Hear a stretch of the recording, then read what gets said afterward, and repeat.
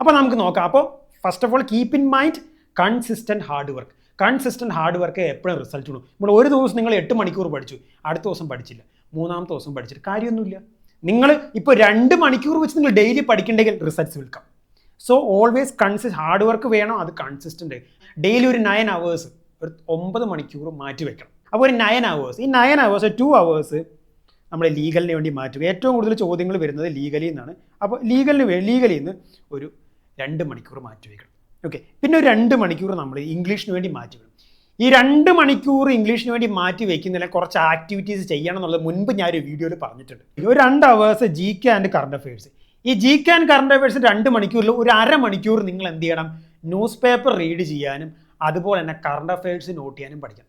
പിന്നെ ഒരു 2 hours നിങ്ങൾ മാത്സിന് വേണ്ടി മാറ്റി വെക്കണം. അരിത്തമെറ്റിക് ആൻഡ് ലോജിക്കൽ ആയിട്ട് രണ്ടിനും വേണ്ടി മാറ്റി വയ്ക്കണം.